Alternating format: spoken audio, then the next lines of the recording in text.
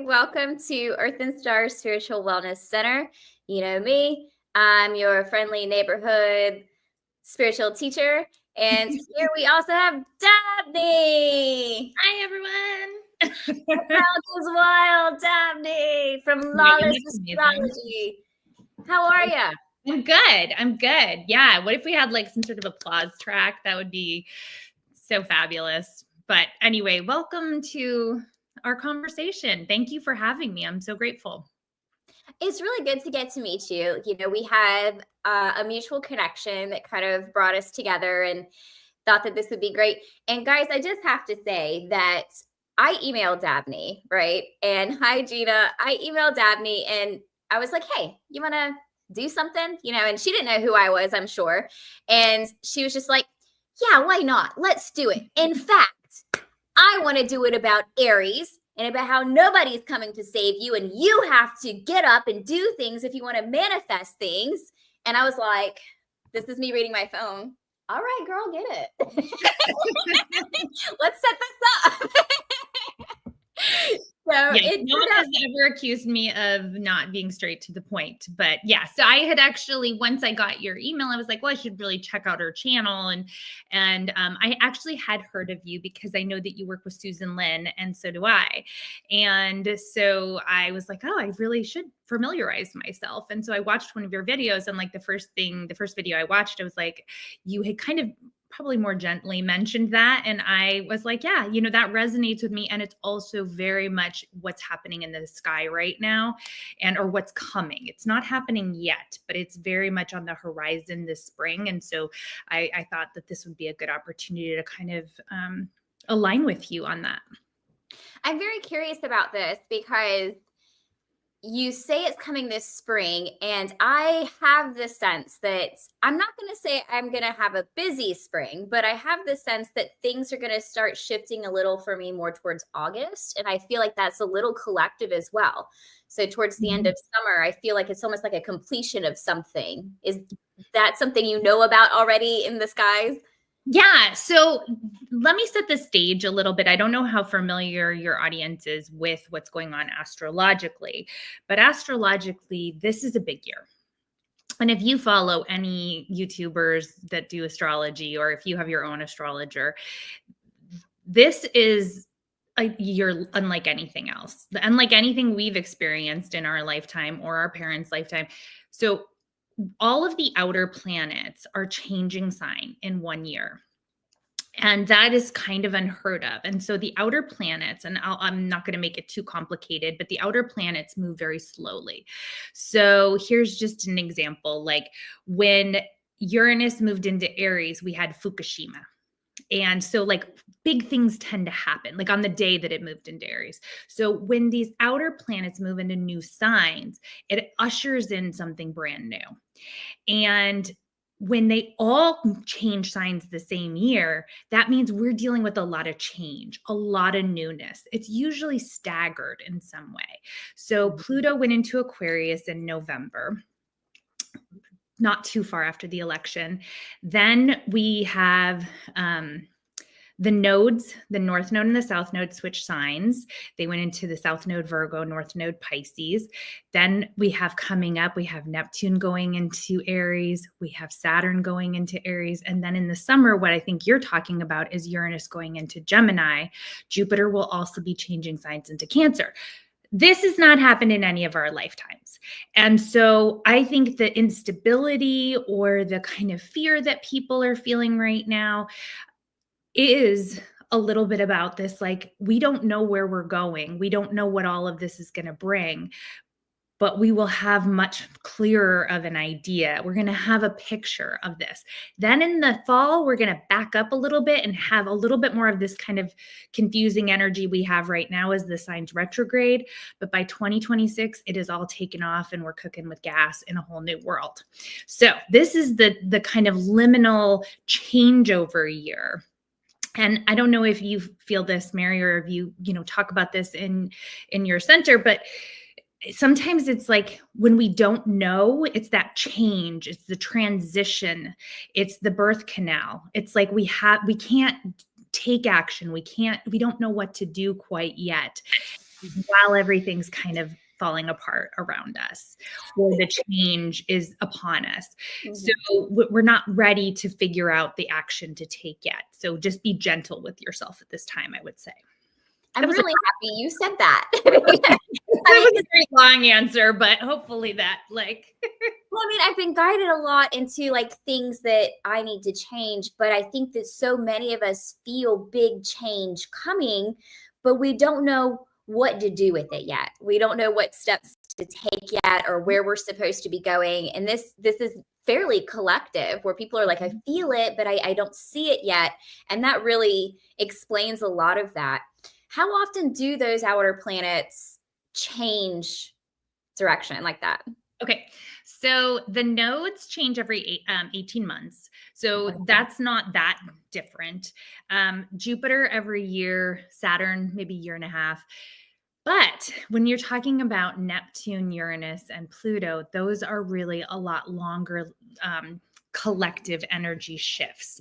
And so, Pluto, it changes, but Pluto entering into Aquarius, it's going to be there for 20 years. Oh, wow. Okay. And so we haven't had, it was 2018 when Uranus moved into Taurus. So that's a several year cycle. Neptune moved into where it is now in Pisces in 2011. So you can see that, it's been a long time to have them all kind of synchronistically moving forward. It really is ushering in something completely new and different. And we can see that in the world. I mean, not just in our own country, we see that everywhere. There's a lot of destabilization. There's a lot of upheaval as the things that we have known our entire lives, the things that we've come to rely upon, the institutions, the media, the courts, the US is a world leader, like all of these things suddenly feel unstable and like we don't know who to trust, we don't know where to turn. And that's part of kind of the structures falling apart so something new can be born. But it's really, really an uncomfortable time.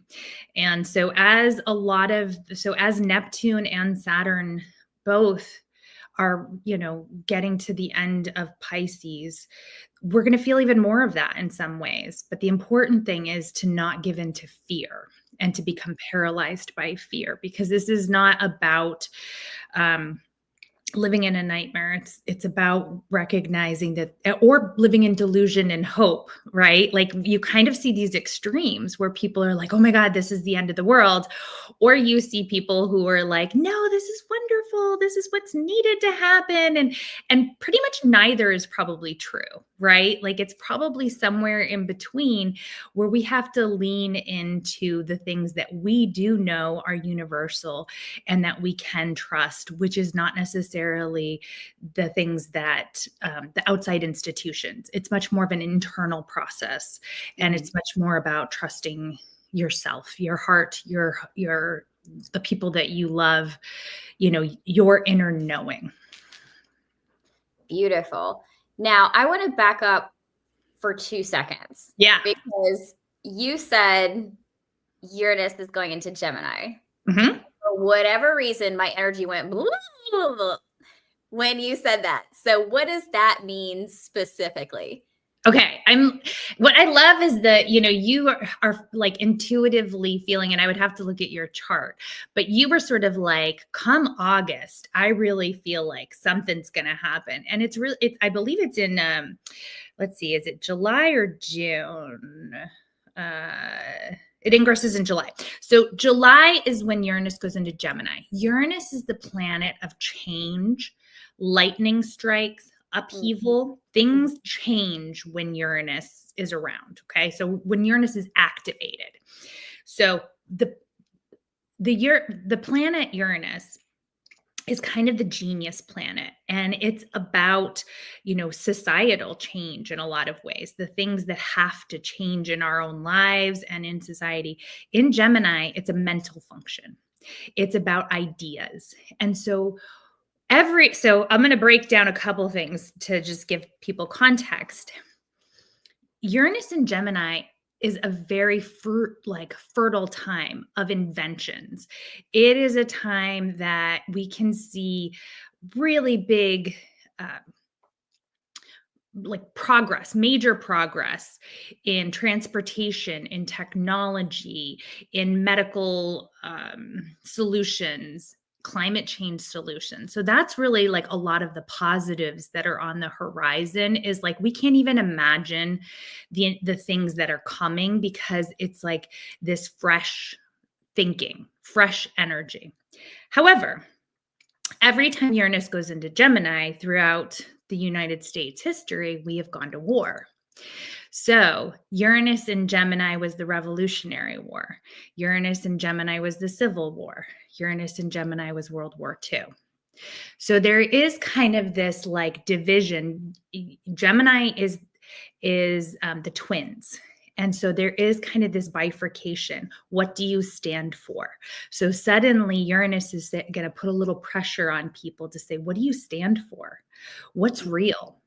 We've had a lot of collective Piscean energy for a long time that has made it so nobody totally knows what's real. We've had the rise of fake news. We've had the rise of addiction. We've had the rise of just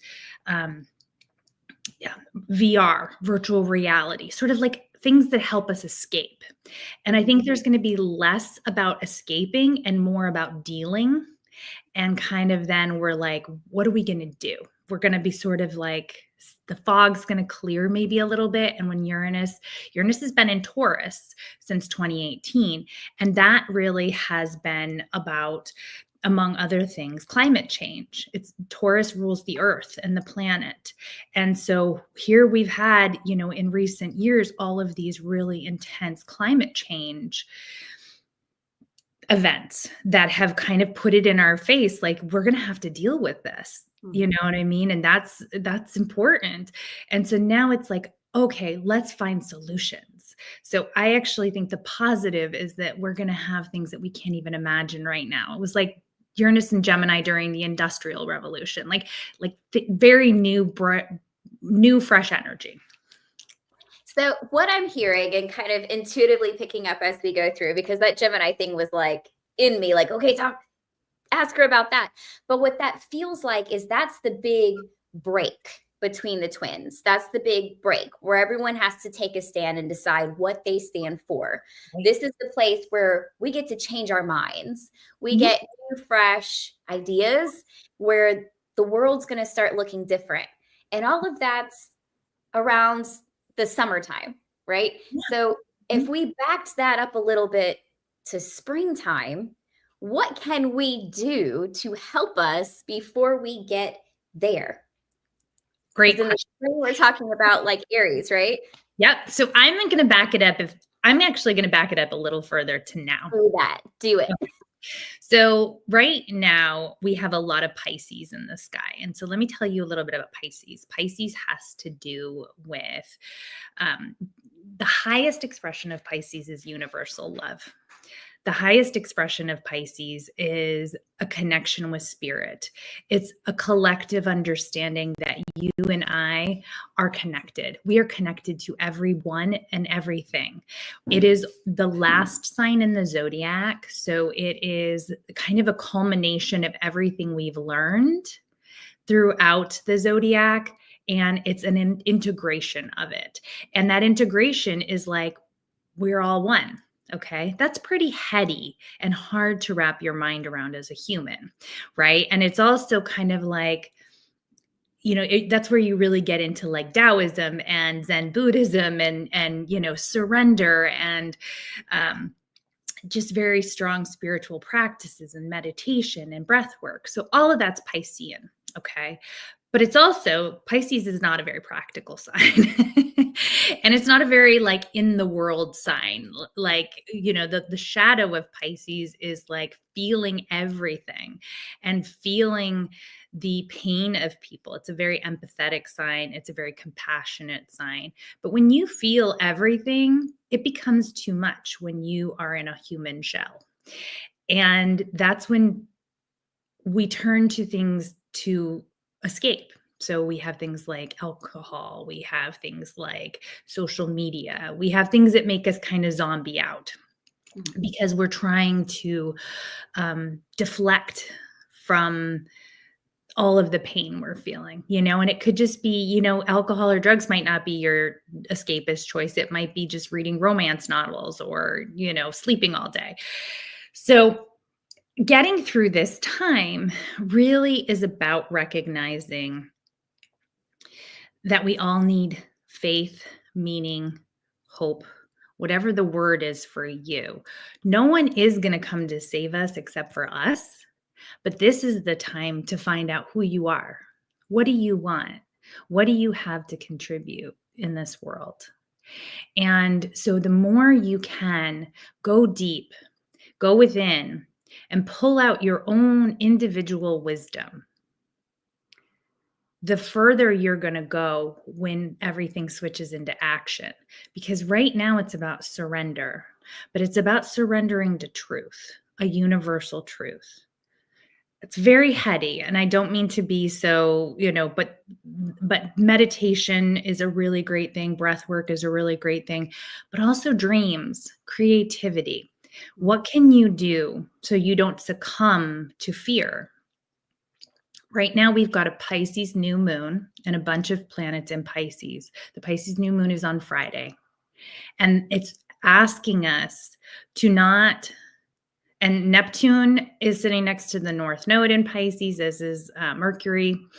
And Saturn's also still in Pisces. So all of these things are saying to us, how can you let go of control and fear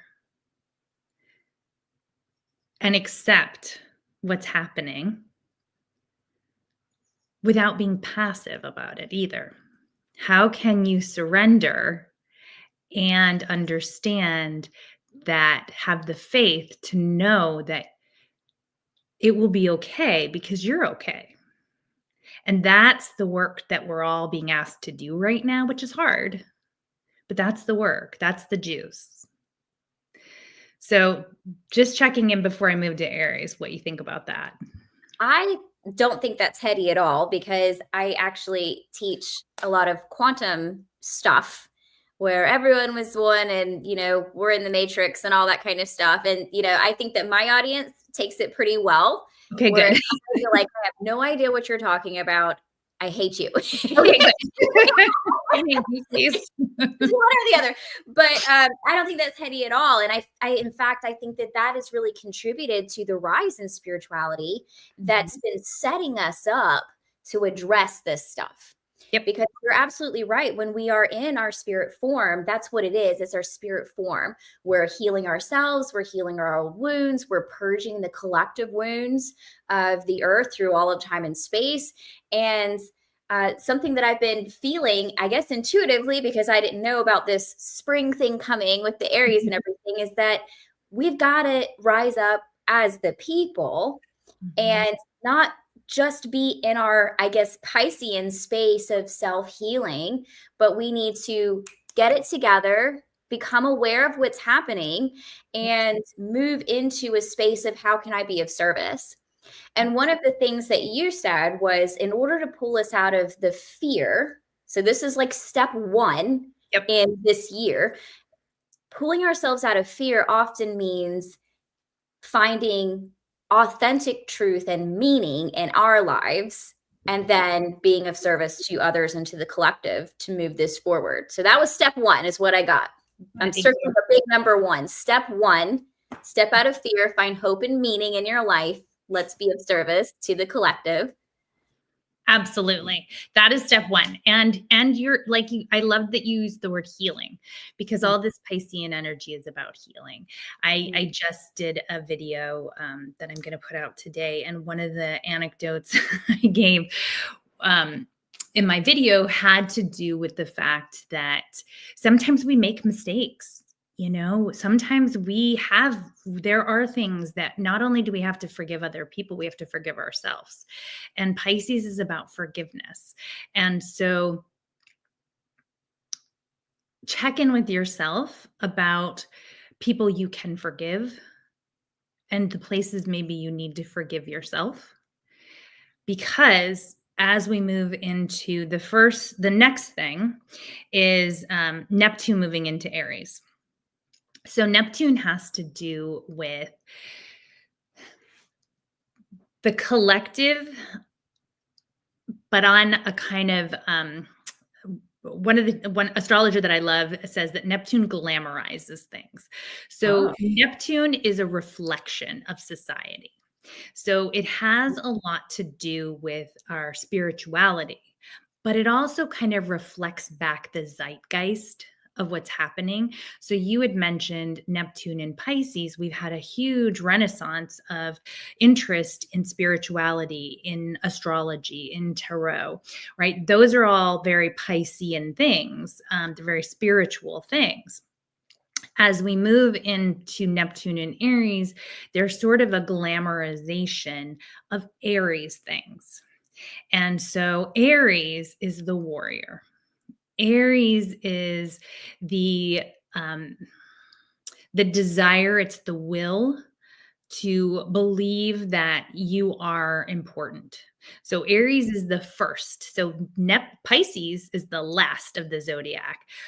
The new is Aries. Okay. So if you think of like an older person with wisdom who's been through it all and sees it all and, takes it all and is like, well, this is just another one of the, things that I've been through in my life. Aries is the baby that comes out and is like, I want to be fed. I need attention. Me. That is Aries. Guys, Dabney said it. Well, are you in Aries? No. I just thought, if you are in Aries, do not be insulted by this, because that is part of your journey, is to learn courage, to learn bravery, to learn how to assert yourself, to learn how to assert your will. So toxic Aries exists. And toxic Aries is selfishness, is narcissism, is like male dominance, is, me at all costs. Okay. But the ultimately what Aries is about is that baby having to survive and learning and like saying like, I deserve to survive. I deserve agency. I deserve to be who I am. And so we're already seeing it, kind of the glamorization of hyper masculine energy, right? We're seeing this everywhere we go, where it's like the new thing is like these bro podcasts and things like that. And it's not about empathy. It's really about like, dominance and showing who's, what's that guy named Big Balls? I mean, just ridiculousness, right? So, but on the flip side of that is what it's really about. And that's what we can do. And what we can do is recognize that we're our own heroes. And that was the thing that I was talking about with you, is like, if no one's coming to save you, like Pisces can be sort of victim-y. Like, I don't know about you, but there has been like a lot of victim consciousness on the rise in recent years. Like, poor me, this is like, oh, you did this to me, you did that to me. It doesn't matter at that point once you're into Aries, because Aries is just about, we got to go. It's time to like move. It's action. Pisces will go with the flow, but Aries is cardinal. It wants to take action. So Neptune in Aries, there can be a rise of like Christian nationalism. There can be a rise of this toxic masculinity or like the bro culture, but it also can be a rise of people finding their voice, of seeing things more clearly. Pisces and Neptune, you don't necessarily know what you're seeing is true. There, that's that, like I said, like the fake news, the addiction, like it's kind of like there's fog all around you. The fog's going to clear. And it's time for you to step into your own power. And you've done the healing work with the Pisces. So now you're ready to take up arms. And I don't mean firearms. I mean, take up arms like, I'm coming. I'm ready. You embody that will to live. You embody that will to assert what you know to be true, because you've figured out what your truth was when all this Pisces is happening. And then a little later in May, we have Saturn moving into Aries. And Saturn has to do with structures. So Saturn, there's all sorts of nightmare scenarios that I can tell you about, but there's no point in that. The point is to tell you what we can do as individuals in the collective and know that things are about to change. And so everything we're experiencing now, all of this chaos will be solidified in some way, and there will be a form once Saturn goes into Aries. So, the nightmare scenario with Saturn in Aries is, martial law or this and that, but it doesn't have to be that way. We don't have to go to those extremes. It also can just be that like people start to understand what their voice is, like who they are, their agency, that they actually do matter, and they're ready to fight for it. A lot of people are like, where are our leaders? New leaders will emerge.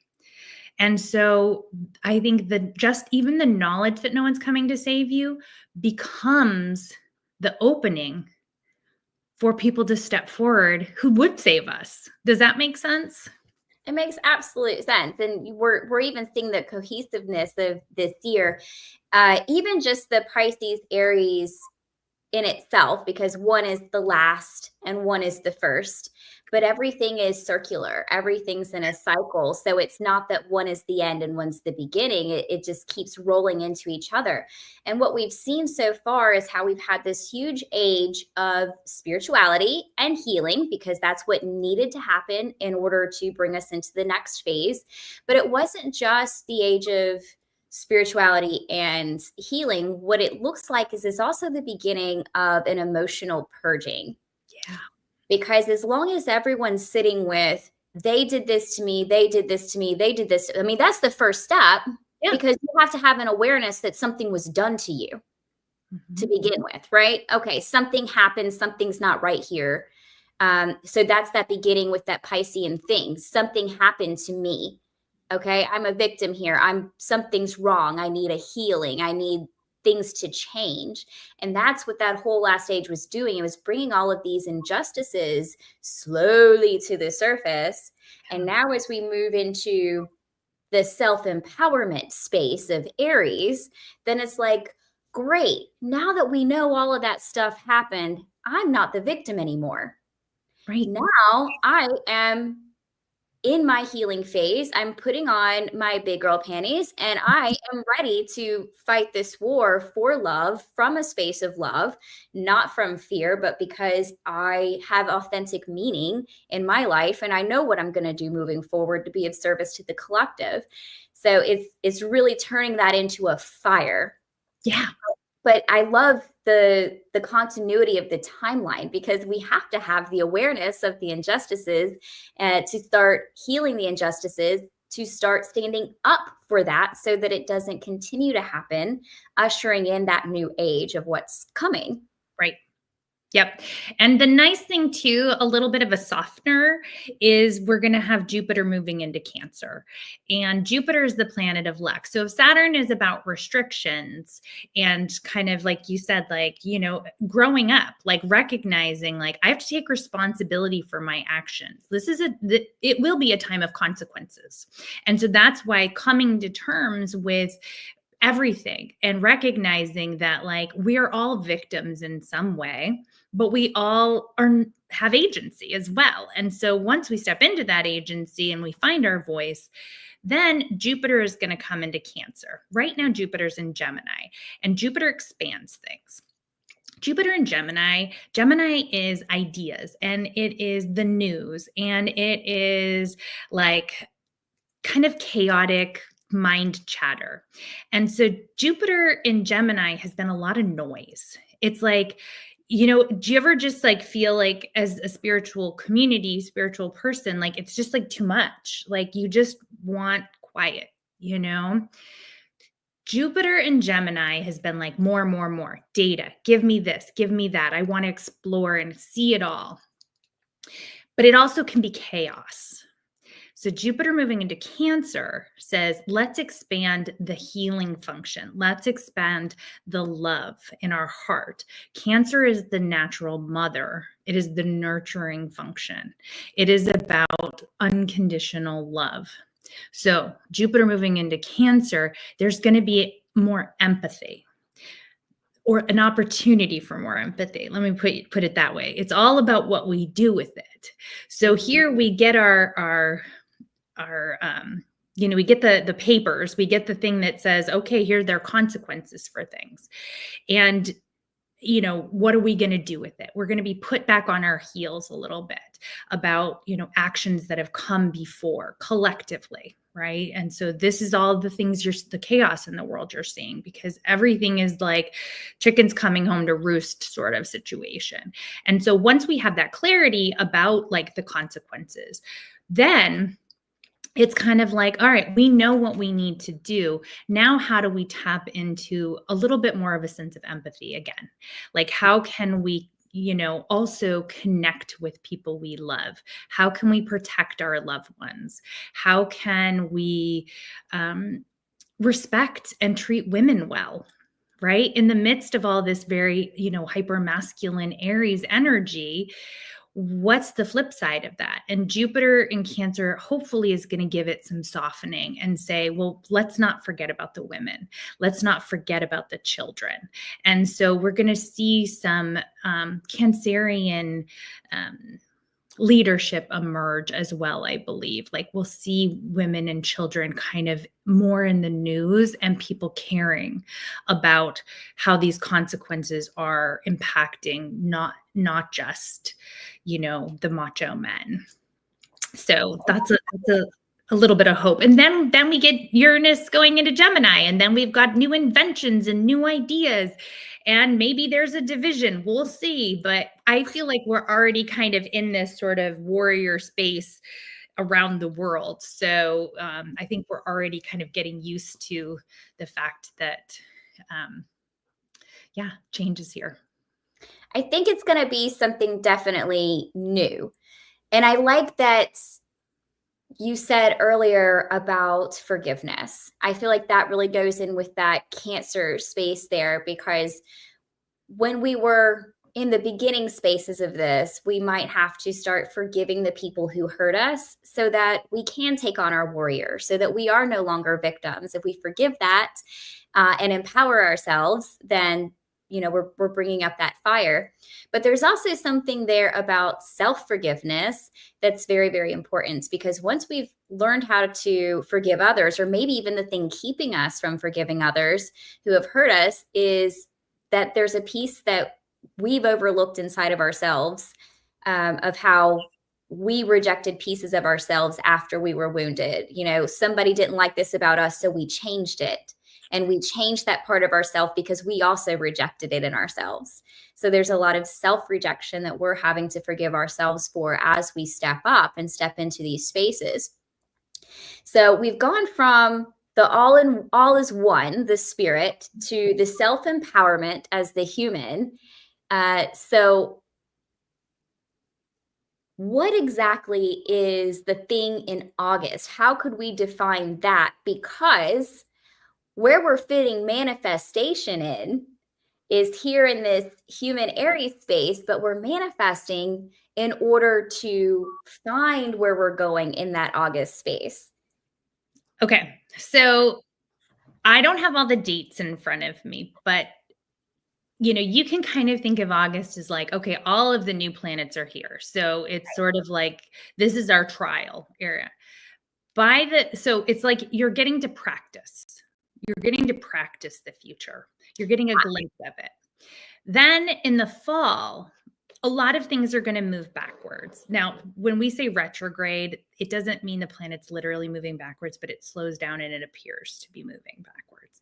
And so in that slowing down, we're going to have Uranus dip back into Taurus. We're going to have Neptune dip back into Pisces. We're going to have Saturn dip back into Pisces. So the energy we're under right now, Pluto's in Aquarius. That's happening for the next 20 years. No more dipping back. So all of this has the overarching theme of Pluto in Aquarius, which I haven't really talked much about.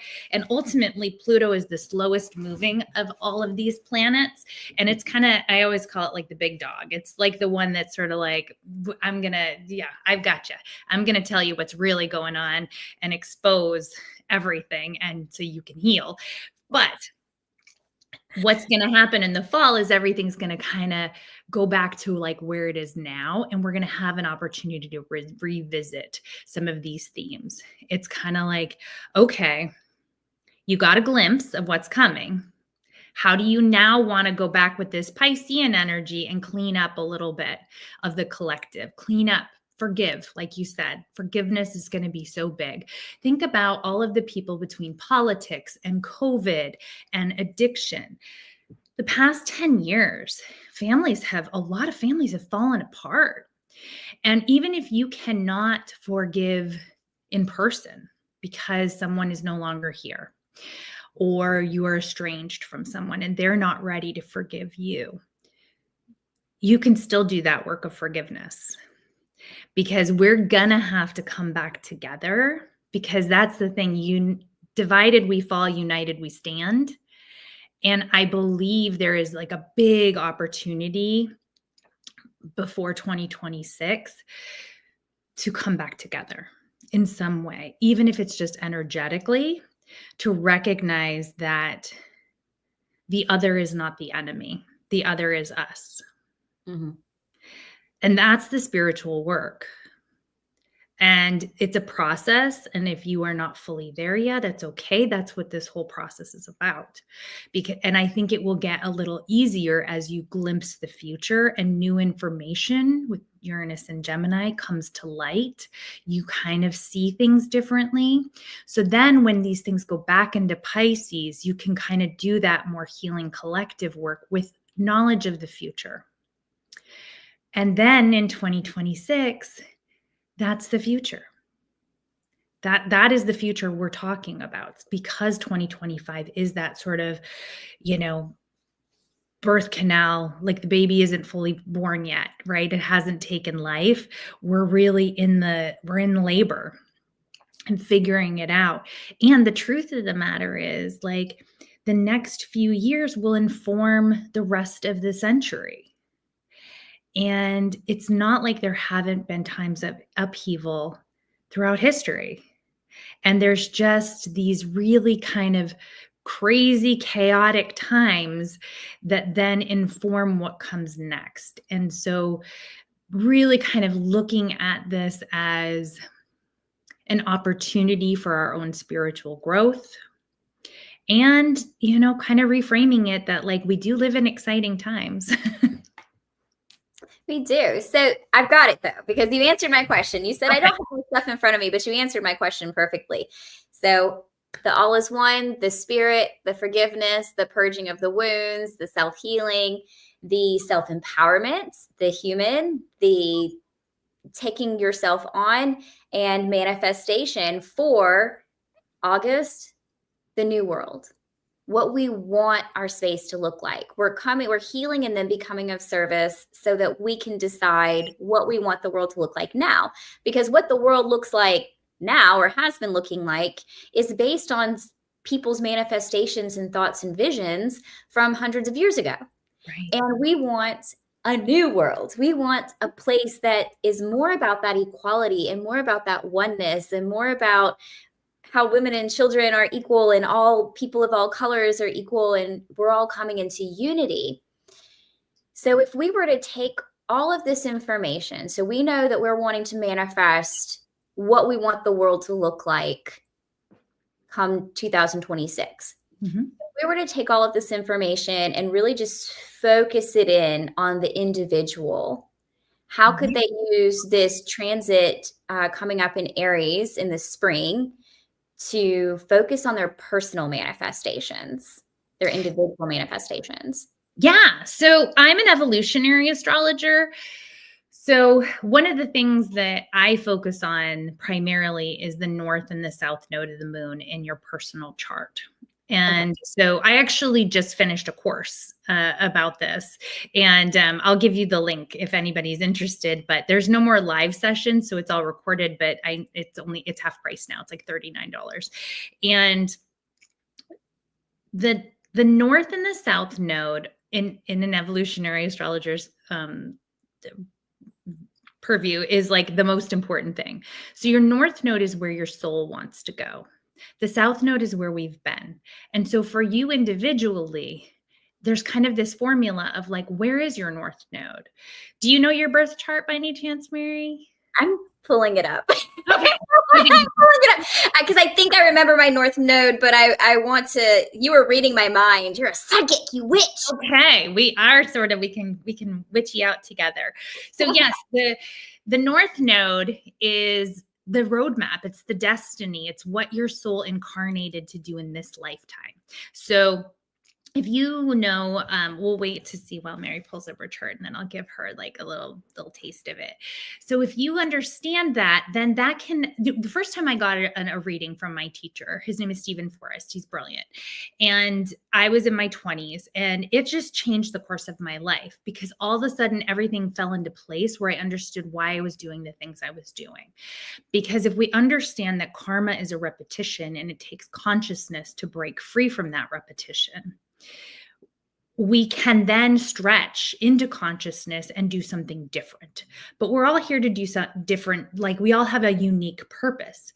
And so I really challenged people in my community at this time to figure out what is your purpose, because we do have this kind of Piscean time for self-reflection, understanding where you want to make a contribution in this world, how you can be of service, and what you need to let go of too. Like what needs to be,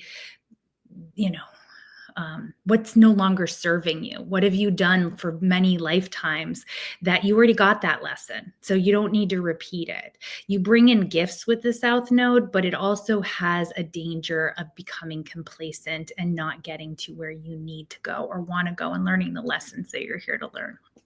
So Mary, were you able to pull it up, or was it too hard? No, I'm looking now because they changed. Apparently, both of my apps have updated since the last time I've been on, because I don't get on them very often. So I am a Leo sun, a Capricorn moon, Cancer rising. I feel like my North Node might be in Aries, but I'm not sure. I'm not 100%. So I'm. Is there anything that looks like a horseshoe or an upside down horseshoe on the chart? Because if so, then I can tell you what that is. Yeah, hold on 1 second. I've got it pulled up. I just have to redraw it with all the aspects. Okay.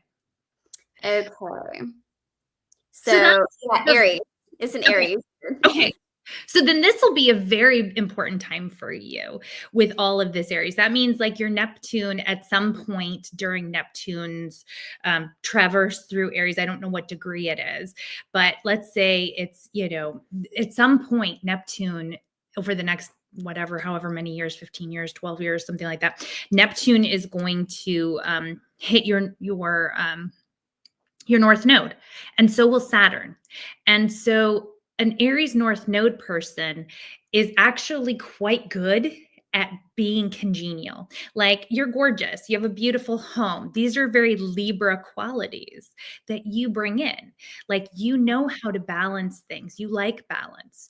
But you also like to please people. You like people to like you. You want things to be calm and sometimes, you've done your work, so I don't want to make assumptions about you, but people who have a Libra South Node tend to forgo their own needs for the needs of others.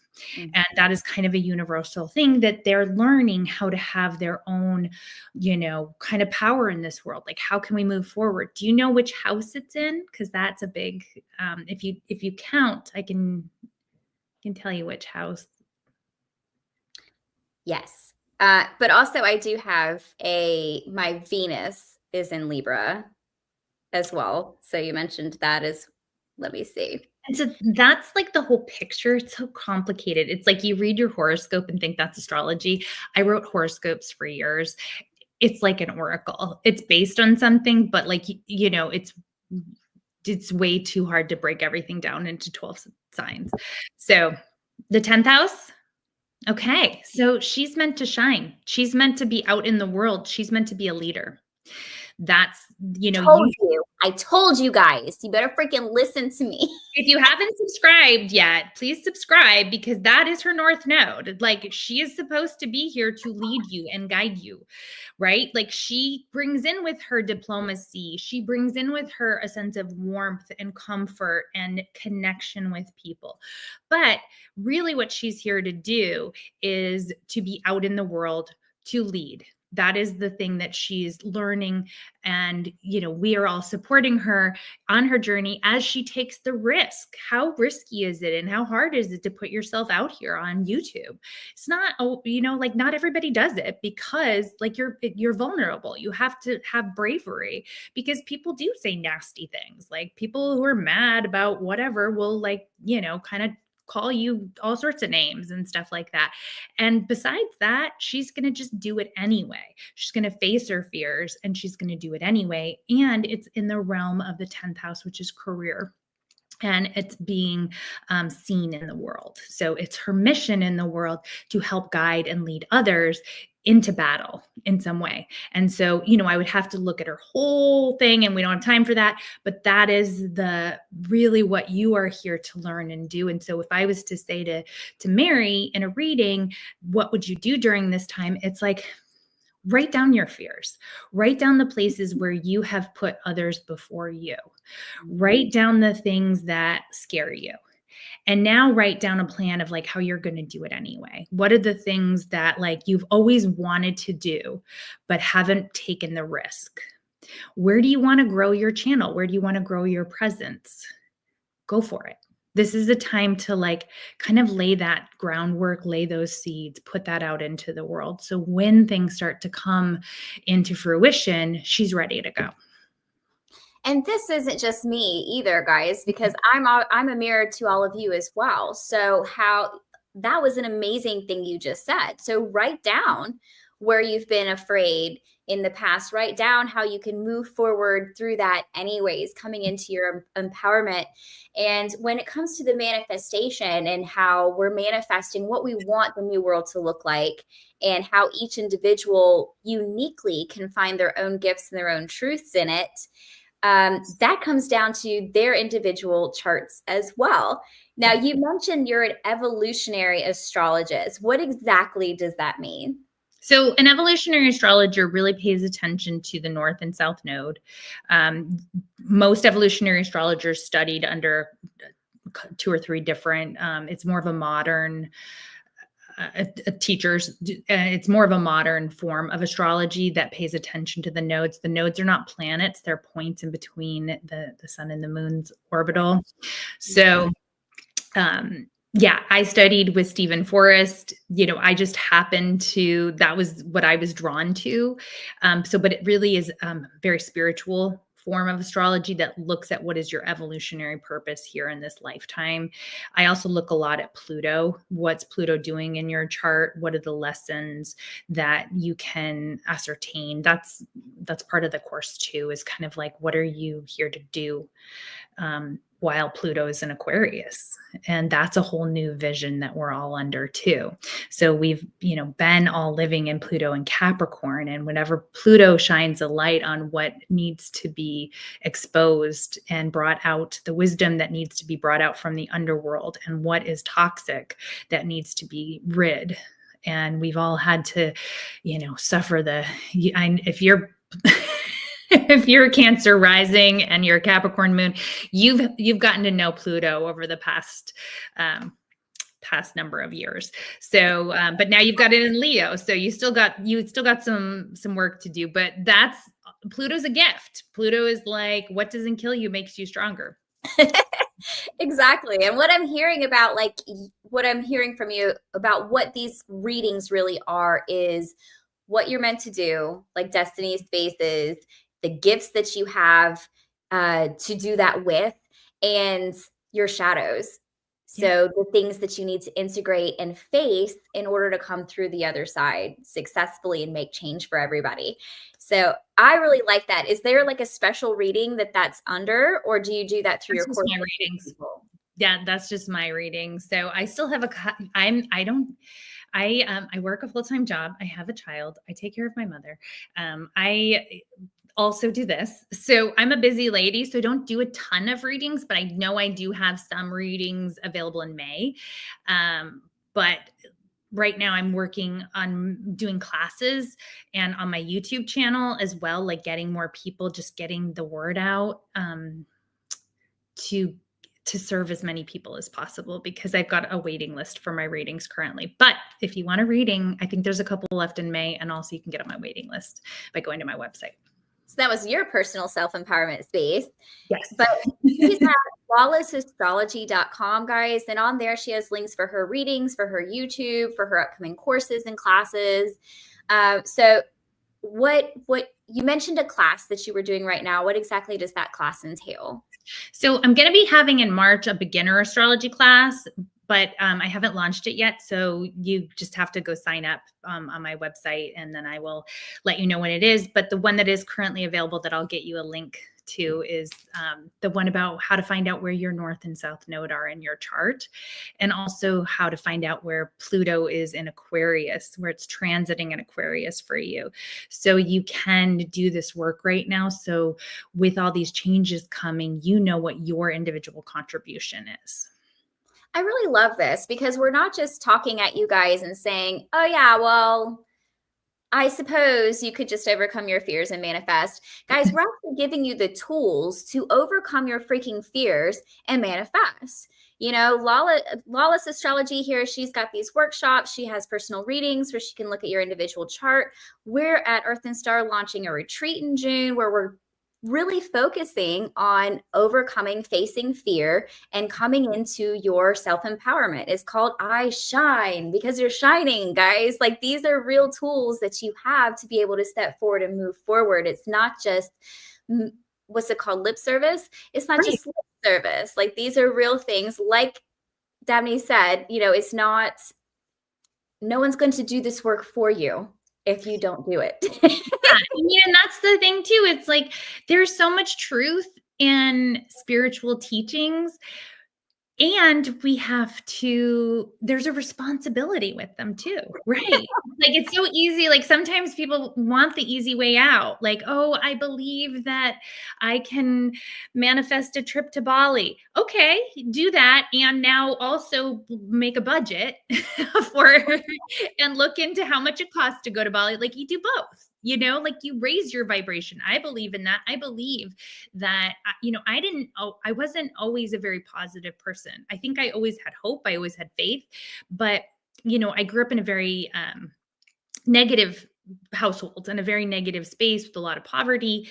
And so I wasn't aware of how to raise my vibration, because, like, I mean, when you're in it, right? Like, and when you're young, you may not know. And so it wasn't until I realized, like, oh, I can make different choices.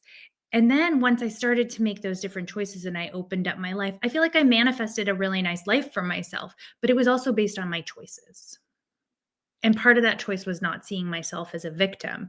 You know, I had to go through that pain, and it wasn't about ignoring it or stuffing it. It was about really, like, processing it and working through it so I could do, like, what you're saying, which is shine. And I think so many women, especially, have not been taught how to really shine, you know? And so, but first you have to go through the pain, and then you can kind of manifest. And even using these energies that we've been talking about today is a good way to raise your vibration, because everything you were talking about is about that Gemini and the mind and changing your mind and fertile ideas. And your mind controls how your energy vibrates. So if we're still stuck in victim mindset, chances are your mind is telling you negative things. You're speaking to yourself negatively. There's a whole lot that's happening. But when we push ourselves to change our mind and use the planetary vibrations, tapping into that to help us have more fertile ideas, to speak to ourselves more positively, it can change our environment. So if we're in a very negative environment, maybe one we're powerless to get out of in the moment, there's a difference between being complacent in it, feeling that you deserve it, and being over here where I'm in it, but I deserve better. And I know I can get better. And I know that better is coming for me. That's going to be the difference between two completely different futures. Even though your body is in the same place, your mind is somewhere different. And I pulled a card today. Oh, good. And it's the Gathering Around card. Ooh. This is the power of community. And I thought it's so interesting that that's the card that came out when we're talking about self-empowerment. But then I got a community card. And so I feel like this kind of fits in a few different ways. And maybe you can pick up nuances and see maybe which planets or something kind of help with the community piece. Because even though we're coming into self-empowerment and healing, this card is talking about being safe and secure, about opening to allow help, about being supported. Like you can do this, and you have to do it by yourself, and you have to do it for yourself, but you're supported. People are cheering you on. You have friends, family, ancestors, guides, planets. Everyone is here saying, it's your time. Go, go, go. Just move. 100%. So we didn't talk about Pluto being in Aquarius. And it's really interesting because Pluto in Aquarius is about the collective community. It's about all of us. And it's about equality for all of us on the high side. And so it was like clockwork that Pluto went into Aquarius and everyone started talking about community. I mean, everybody started saying, I have to find people. Pluto in Capricorn was incredibly isolating. You think not only of like COVID where we were isolated, but just like the isolation of technology and where we've been, kind of just holed up and like, there's this, anxiety. So coming to a connection with community. Now, community can be over technology. Like we're forming a community right now, but it's about like actual connection. It's about authenticity. And so that is the higher side of what we're going to see as well. Like that is the antidote in a lot of ways, is we can have our own agency and we can feel empowered. I just watched a movie last night, brilliant movie called Flow. And it is, so my husband said to me, oh yeah, your son, my son wanted to watch this movie Flow. It's an animated movie with a cat, but there's like no words, but it won like a Golden Globe or something. And I was like, okay, there's no words. I'm so exhausted from working and stuff. This movie was so brilliant and so spiritual and so captured the moment of where we are now. And really it was about, this kind of post-apocalyptic world where there's this giant flood and this cat has to survive. And he does it through connections with like all these like disparate animals, like a capybara and a lemur and a bird. And it sounds trippy, but it is really, the message was that you can't do it alone. That's the message, is like, that's the meaning of life, is we are going to have hard times. We are going to go through difficulties, and we each bring something unique to the table to get through it. And you can't get through it alone. You have to lean on other people or in this case, animals. So anyway, it's streaming on HBO Max, but I'm sure you can find it somewhere else. It's called Flow. It was really, really quite a very layered spiritual film. I'll have to look that up because, I have boys myself, so I'm sure that they might enjoy watching something like that. I don't know how old your boys are, but it's not a happy movie. My son actually started crying at the end. It's a deep movie. Let's put it that way. Like, if they're sensitive, just be careful, because it's about like, life's not easy. Like, these poor animals had to go through this really horrendous flood, but they lived to see another day and they had each other. That's kind of the theme.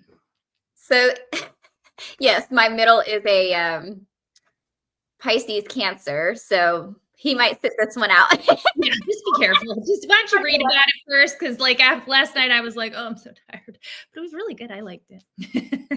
So what I'm hearing with all of this, we can nobody's going to do the work for you guys. You have to do it, but we're all supporting you and you're not alone in doing it. And if you guys have any questions for Dabney, any general type of astrology questions, feel free to type them in the chat. If we don't get to them here in the next couple of minutes, because we'll probably sign off in just a little bit, then, you know, we have material that Dabney can work with moving forward, or maybe we'll have it back on again in the future and we'll already have those questions that we can work with, because astrology is something very in depth. You know, you've studied this for a really long time. Yeah, over 20 years.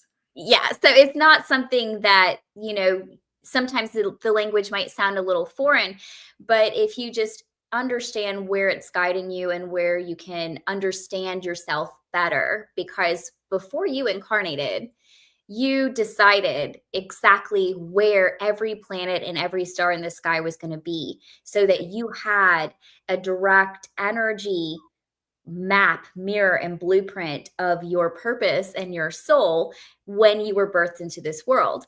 So it's almost like having a map that you can look at and be like, oh yeah, I am kind of like that. Or an affirmation of where that you are doing the right thing, that you are on the right track, that you know, and figure out your own emotions and how to be more gentle with yourself and your own cycles and flows. What are you, Dabney? So I have 4 planets in Cancer and I have a Virgo moon. So I'm actually super introverted, but I have a Sagittarius rising. So you would never know it because I have a very big mouth and I like to chat. But yes, I'm a Cancer. So, and that's what my readings are all about, is helping people find what their gift is. And I use just as much intuition as I do astrology. And I'm not a super predictive astrologer. I find that when I try to predict things, like that's not my gift. My gift is like helping people when they're off track or they're going through a hard time, you know, find meaning, you know, get back on track. That's kind of my superpower. I tried really hard not to laugh when you said, when I try to predict things, I realize that's not my gift. Yeah, I mean, I had someone the other day, like she was like, "Should I put my house on the market?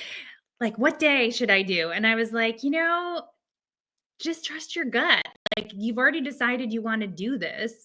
Like, don't worry about Mercury retrograde. Like, just, you know, have a trust that like things are in motion, that the cosmos is kind of guiding you to the right timing, and it'll be okay. Like, don't get in your head about it. So that's the kind of advice I would give. And there are astrologers out there that will pull up 10 charts for you and give you the exact day they think is the day you should list your house. And that's just not what I do. That's all. But you do relationship and wedding date. I do. Right? People choose their wedding dates. Yeah, that's sort of just more fun because I have all those Cancer planets are in the 7th house. So I have a lot of like Libra energy. So I love love, and I love astrology, relationship astrology, and helping people, you know, get to a place where they understand one another better. And so I will do wedding dates for fun. I love that. And then astro coaching, that is coaching based on their astrological chart, I would assume. Yep. So I start with a reading, and then I have people who are like, I still want to work with you. And I'm like, well, I don't need to keep charging you the same amount for a reading. Like, we'll just keep looking at what the sky is doing and what's up for you, and how we can kind of optimize what's happening in the cosmos and the planetary energy, along with what your current life path is. And so, yeah, I do packages of coaching as well. I love that. That's really fun. I love all of this. I'm going to have to look super into it a little bit more. Once again, lawlessastrology.com, guys. Hey, Gina. I think we spoke a little earlier. Hey, Lauren. Hey, Gigi and Polly and Dr. Gail.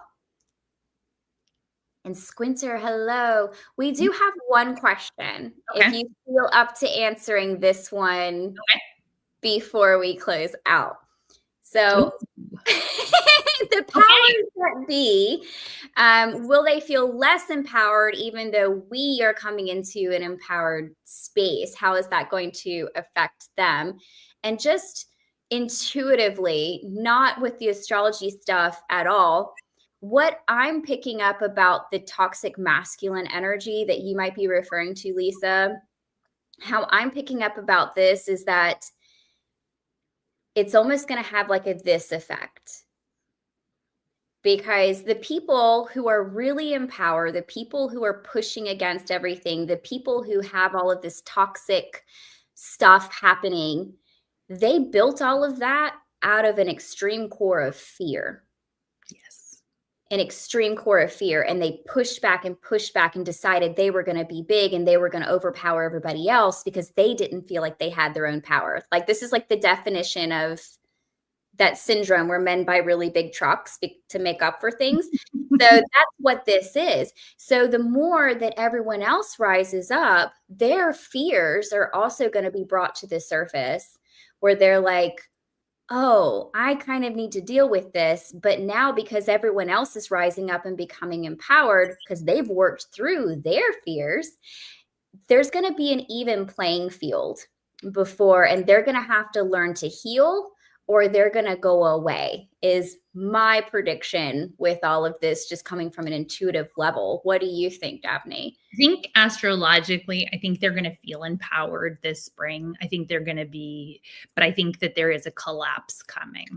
Mm-hmm. So I can't give exact timing because we're under these energies for a number of years, but I absolutely, yeah. Right timing. Right. Right timing. That's it. And so, yes, I do believe that that's part of why all of this chaos is happening right now, because things have gotten out of balance. And even if they weren't super out of balance in our own lives and it was like, it was good enough, there's been a lot of suffering and pain in the world and things that we don't even see, you know, in countries around the world. And so when crisis comes, we hit kind of this maximum point where those entitled and narcissistic people really feel their oats that much more because they think they have the solutions. They're the first ones out there that says like, I'm the one who's going to tell you what's happening. And, you know, what's the thing? Daddy's home, right? There's that energy of like, they think they know everything, but the reality is they don't. And that's all going to come and hit them really fast when it hits them. And then it will all collapse. But I can't give you exact timing. But when it does collapse, that's the opportunity to build something new and more equitable. And I do see that coming. So yes, they will feel less empowered eventually. But in this spring, I think that they're going to feel their oats a little bit more. So we're in it for a little bit. They're going to be feeling themselves. And Yeah. there's been a lot that we've talked about with consequences and choices and things like that. But just remember on a personal level that consequences don't always mean something bad's going to happen. Yeah, good consequences too. I agree with that 100%. The results of our actions are the results of our thinking. And everything that I'm picking up intuitively says, you know, even though we're having to deal with these people now, it's because they need to be dealt with. Yep. Because they've been there. That's the thing. Exactly. That's the thing that we miss sometimes because it's easier not to think about it, but it's been there. Now we just can't ignore it. We can't. And the more we push forward with these things, and we've talked so in depth about these steps and all of this stuff, the more you guys put away fear, step into your personal truth and your personal meaning, and start working towards things in the future with right timing, the more we address the injustices of things and keep moving forward, because no one's going to move you forward for you, then it will eventually shake out into this beautiful connection and unity space that we're all wanting to manifest in and as the new world. Yeah, I agree. And yeah. Is there anything else you want to talk about? You know, it's like the Wheel of Fortune, you know, Yeah, like the pendulum will swing back for sure. absolutely. Is there anything else that you're wanting to talk about that you want anybody else to know about you, your backgrounds, what you're offering, anything else? No, just come if you like my style, come check me out on my YouTube channel. But otherwise, no, I'm excited to just be here with you. And we've covered a lot. Like we've covered like the whole year of astrology. So We did a whole year, guys. You're welcome.